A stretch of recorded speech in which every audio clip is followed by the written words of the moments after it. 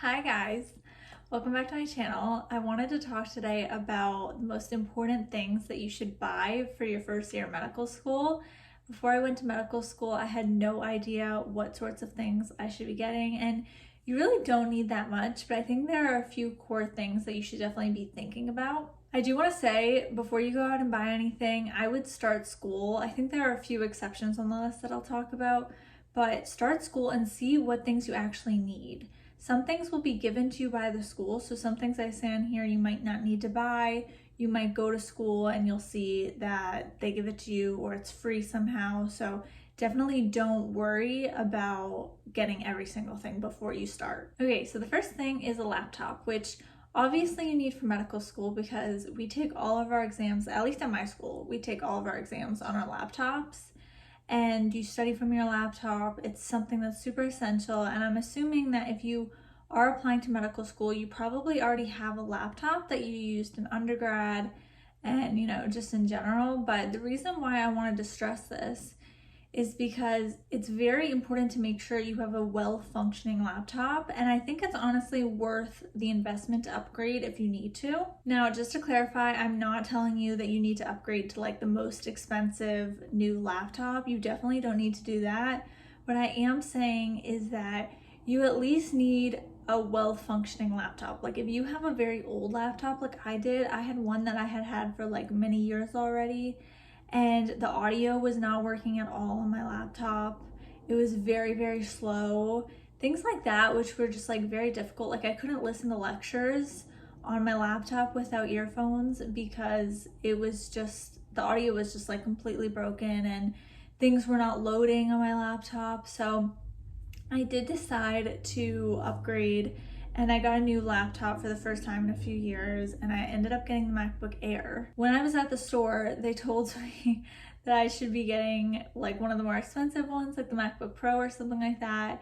You don't need to do that. Like for medical school, you're not gonna be running like very complex systems on your laptop for the most part, unless you do some sort of research where you need something really complicated. But if they try to convince you that you need something super crazy like they did with me, don't worry about it. You don't need that. But you definitely need a laptop that works well and will help you with studying. Okay, so the second thing is something I actually don't own, but I'm thinking about getting one, and that is an iPad. And the reason why I'm bringing this up, even though I don't own it, and I'm not saying it's like 100% an essential thing that you need in medical school, but I feel like most kids in my class have an iPad.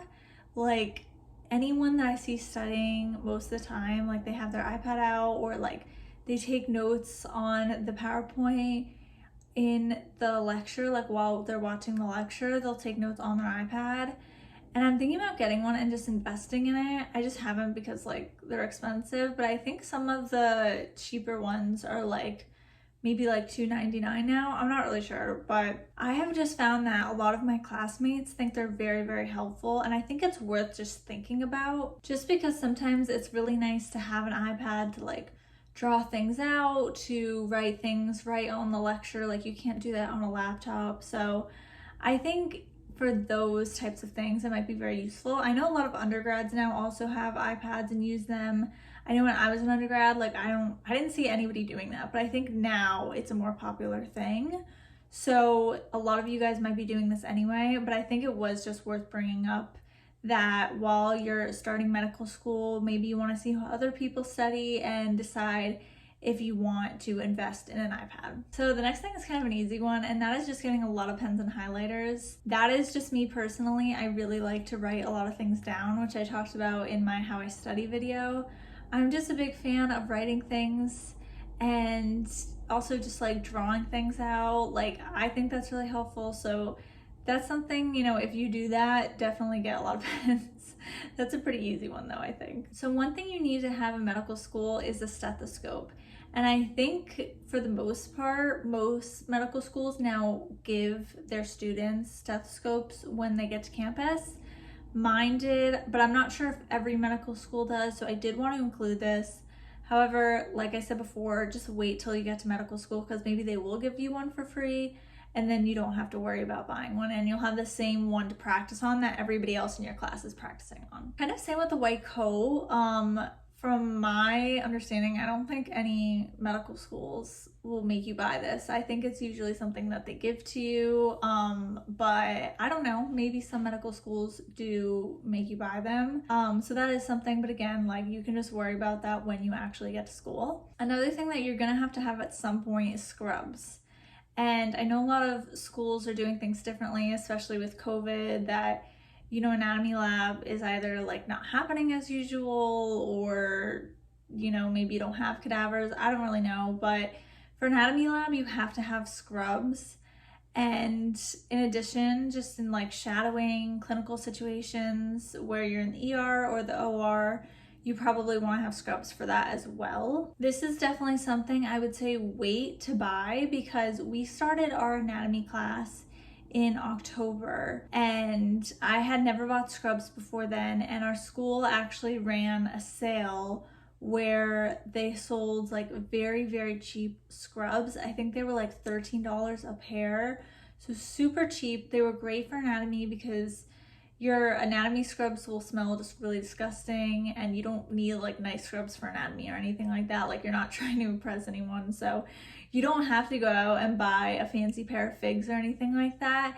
I would wait to see what your school's offering, and if any students are selling anything through like a student organization. That's what I did, and I thought that worked out great. I also bought clogs from them, which are a great thing to have as well if you're starting anatomy or you want to shadow and wear clogs of some sort. The next thing is something that you 100% need to have for medical school, which I didn't really realize, and this is something you can buy beforehand, and it's simply just business casual clothing. And I really just did not realize before I went to medical school that you really need this. I don't know why I didn't realize like how often you actually need to be dressed in business casual if you're in a clinical situation, but like not even just in clinical situations. We had to wear business casual clothing to some of our classes. Like even if we were working with actors who are standardized patients, we would have to wear business casual, even though it was like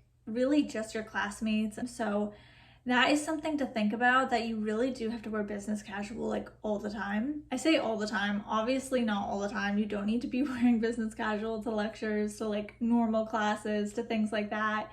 But for the most part, you need to be wearing business casual clothing to any sort of clinical experience. So if you're working in a clinic, some clinics, everybody will be dressed in business casual clothing. Others, if you are in a clinic with a surgeon, they might be wearing scrubs even in the clinic, every day in the clinic, and they might not care if you come in scrubs instead. But at least at the clinic that I was placed in for my clinical site, we had to wear business casual. So I had to get a lot of business casual clothing, and I know a lot of people already own a lot of business casual clothing, so that's not really a big deal. I feel like I've said business casual like 1,000 times at this point, but I think you guys get what I'm saying. Basically, just make sure you have a lot of it. Okay, and then another thing that I do not own, but a lot of people own and they love, that I did want to mention here, is getting a monitor. So you have like your laptop, and then you have an extra monitor that you can get from like Amazon. I think they're like decently inexpensive if I'm remembering correctly.